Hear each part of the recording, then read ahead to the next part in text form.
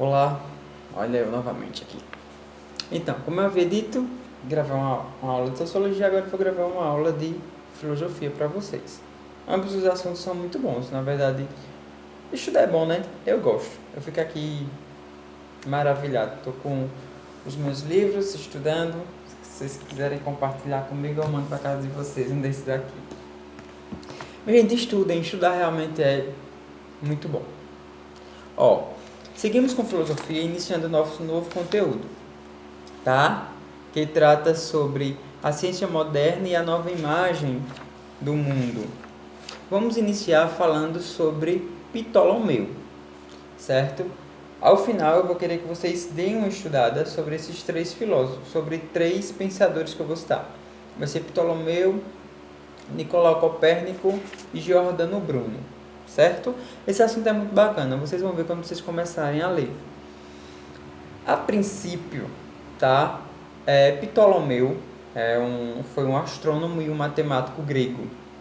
Ele começou a fazer os estudos do universo. E o que foi que Ptolomeu começou a desvendar? Para ele, de acordo com essa cosmologia definida por Ptolomeu, também chamada de cosmologia ptolomaica. O que foi que ele disse? Segundo ele, estou falando daquela época, tá? Muita coisa já mudou de lá para cá, mas acompanha o raciocínio. Segundo Ptolomeu, o universo estaria dividido em duas regiões. Era a região sublunar e a região supralunar, certo? Ou seja, há uma região que está acima da Lua e uma região que está abaixo da Lua. Isso era a divisão que ele fazia do universo. E naquela época, ele considerava que a Lua era um planeta, tá? Ainda não havia as descobertas necessárias. Então, o que foi que aconteceu? Segundo Ptolomeu, como eu já disse, o universo estava dividido em duas regiões, a região que estava supralunar e a região supra e supra. A Terra localizava-se abaixo da Lua, tá? Lembrando que ele achava que a Lua era um planeta.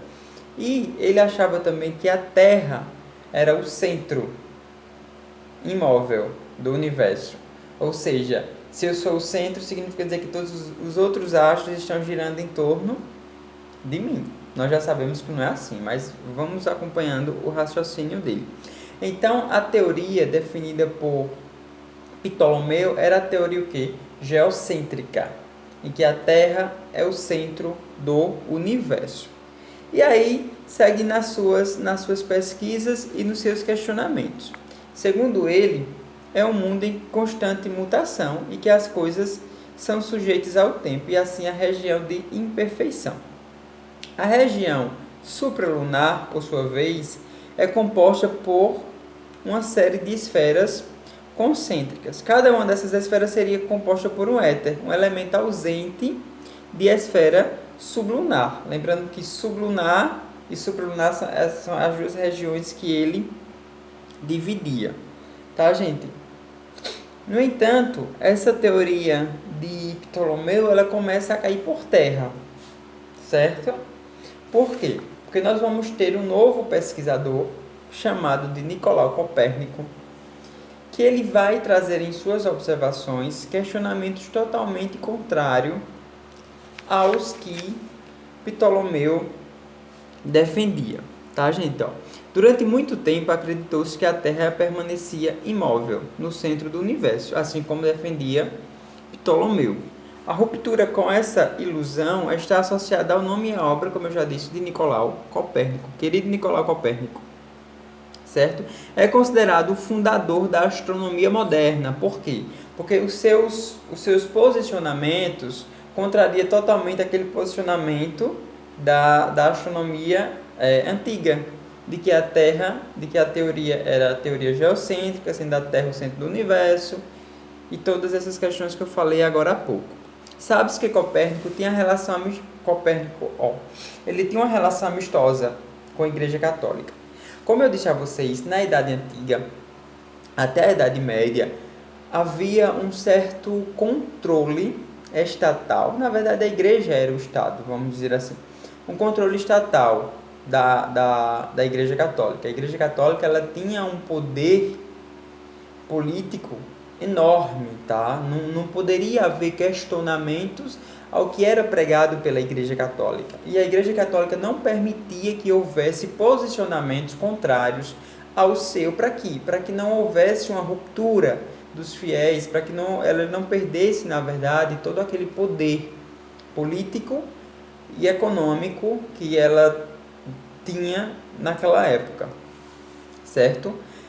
Essa descoberta de Nicolau Copérnico de que a Terra não era o centro do universo e que nós temos a chamada teoria, saindo da teoria geocêntrica de Ptolomeu para a teoria heliocêntrica, houve uma certa diferenciação, né? Porque a geocêntrica coloca a Terra no centro do universo e a heliocêntrica vai dizer que o Sol é quem ocupa o centro do universo, que é a teoria de Nicolau Copérnico. Quando Nicolau Copérnico fez essa descoberta, é lógico que ele fez com o passar dos anos, né? Não foi uma coisa do dia para a noite, escreveu, né, que todos esses pensadores eles produziam bastante. No entanto, apesar dele ter feito essa descoberta, dele ter um aparato científico, ou seja, uma pesquisa realmente nesse sentido, e dele ser próximo dos dirigentes da Igreja Católica, ainda assim ele não pôde publicar essa obra em que dizia que o centro do universo era o Sol e não a Terra.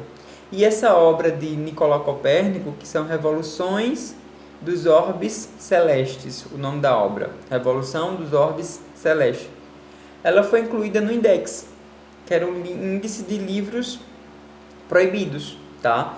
Naquela época, como eu disse a vocês, como a Igreja Católica dominava, tinha esse Index, que é o índice de livros proibidos, em que como se não, eles tinham uma listagem, tá? Em que quais os livros que não devia ser lido pelas pessoas. Por quê? Porque o conhecimento, minha gente, é libertador, certo? Conhecimento é libertador.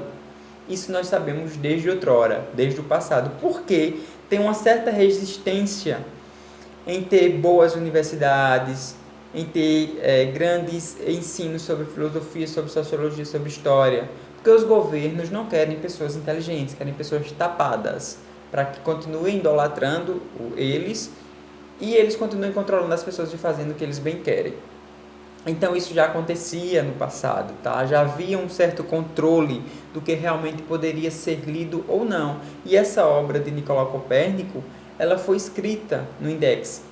Então ninguém pôde ler, certo? Se ele contrariasse o que a igreja estava determinando, ele seria morto, julgado pelo Tribunal do Santo Ofício, provavelmente queimado na fogueira em praça pública. A Igreja Católica fazia esse tipo de julgamento para que pudesse intimidar as pessoas. Por quê?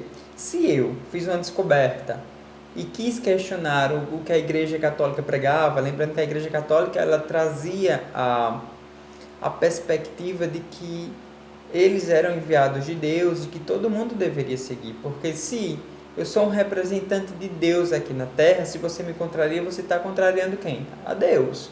Então ela se baseava em todo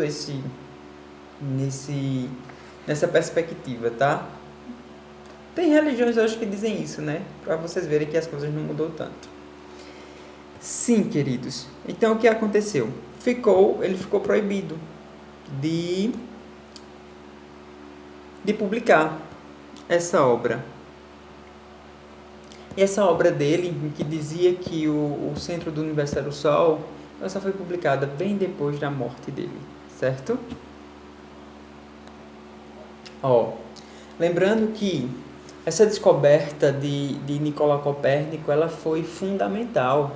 Por quê? Porque a partir dessa descoberta dele, de saber que é o Sol que está no centro do universo, que os outros astros giram em torno dele e toda essa questão. trouxe novas perspectivas, novos posicionamentos para a ciência, é lógico, positivos, mas infelizmente, como eu disse, essa obra dele só foi publicada anos mais tarde, inclusive depois da morte dele. Eu vou seguir falar um pouquinho sobre Giordano Bruno. Giordano Bruno, filósofo, poeta dominicano. Para ele, não apenas o universo era infinito. Sim, outra coisa importante. Ptolomeu dizia que o universo era finito, ou seja, tinha fim. Nicolau Copérnico já começou a descobrir que o universo não tinha fim. E Giordano Bruno vai acompanhar essa perspectiva de Nicolau Copérnico, tá? Então, para o pensador, não apenas o universo era infinito, como não tinha centro, nem margens, e poderia compreender infinitos planetas além dos conhecidos pela astronomia na época. Giordano Bruno já tinha uma perspectiva de que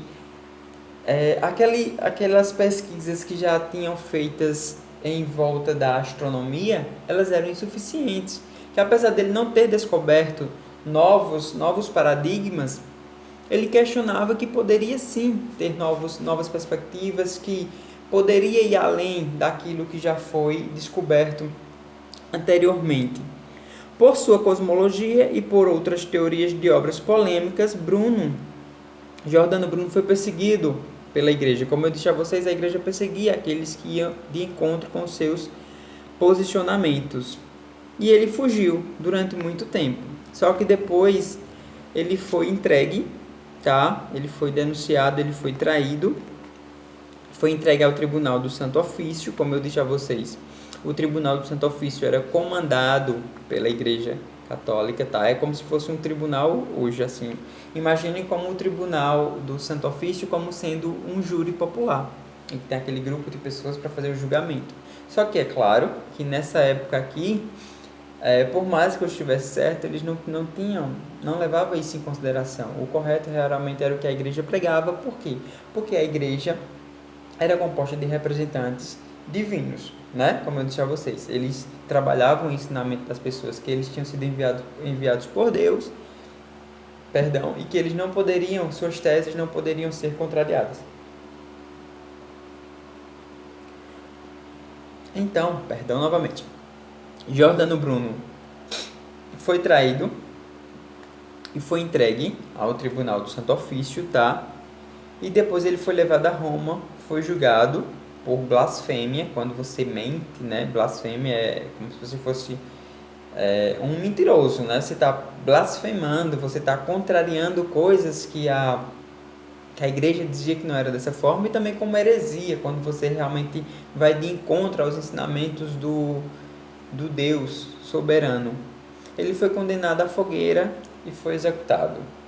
Então, vocês vejam que se nós fizermos uma reflexão de pensadores, parece que mudou a sistemática, né?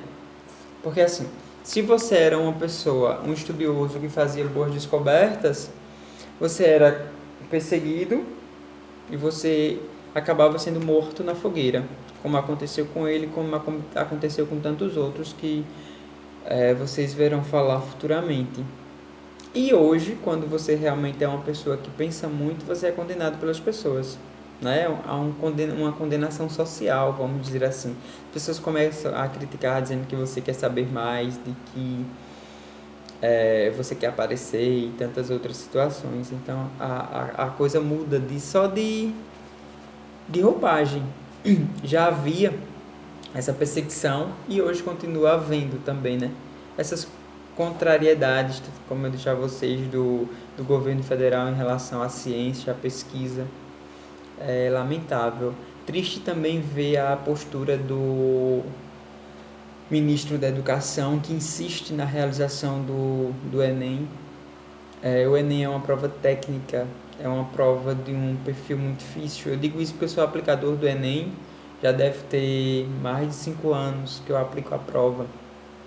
E assim, é muito triste saber que quem vai passar nesse Enem vai ser realmente os alunos de boas escolas, tá? que é lógico que a nossa escola é considerada boa, vocês estão tendo aula, mas eu estou falando assim, se nós formos comparar com as escolas da rede pública municipal e da rede estadual, que primeiro, eles estão sem aula, passaram um bom tempo sem aula, agora eles estão tendo aula, mas eles não estão tendo conteúdos como vocês estão tendo, e apesar de que tem uns que não estão valorizando, eles não estão tendo esses conteúdos. Eles estão só revisando ou tratando de temáticas assim interdisciplinar para que realmente não fiquem parados. Por quê? Porque nem todos os alunos dispõem de celular, de internet. Aqui no CEDU mesmo, vez ou outra, eu recebo reclamação não, solicitação de alguns pais dizendo que o filho está sem celular, que estão sem internet e tal e tal. Então vocês imaginam a realidade de tantos outros. Então é muito triste saber o que vai acontecer, porque só vai mais, o Enem já é difícil, né? Só entra realmente os melhores, vamos dizer assim. Os melhores que eu digo que tiveram oportunidade de um bom estudo. Aí, esse ano é que vai ser assim, porque a diferença vai ser enorme. Só vai conseguir conquistar essas vagas os alunos que estão tendo aulas como a de vocês, para quem está valorizando, que realmente estão estudando. E tanto os alunos da rede pública de ensino, tanto estadual quanto municipal, vão padecer. Eu vou querer que vocês façam uma pesquisa sobre esses 3 pensadores que eu citei aqui: Ptolomeu, Nicolau Copérnico e Giordano Bruno, certo? Eu não vou querer para o mesmo dia da aula, não. Eu vou querer que vocês me enviem, tipo, a minha aula vai ser disponibilizada na segunda-feira, dia 18, vocês só vão me enviar essa atividade. A de Sociologia vocês me respondem e me enviam até o final do dia. Essa vocês só vão me enviar na semana seguinte, tá? De segunda, do dia 18, de segunda a 8. Então vocês vão fazer uma pesquisa breve, não precisa se estender muito não, falando sobre esses 3 pesquisadores. Agora eu não quero que digam onde ele nasceu, onde ele morreu, não. Eu quero que vocês tragam as principais ideias dele, que vocês estudem também, que depois eu vou passar um trabalho mais avançado sobre isso. E é isso. Satisfação mais uma vez. Tenham uma semana abençoada. Se tiverem dúvidas, coloquem lá no grupo no dia da aula. Estudem e fiquem bem. Adoro vocês. Estou morrendo de saudades.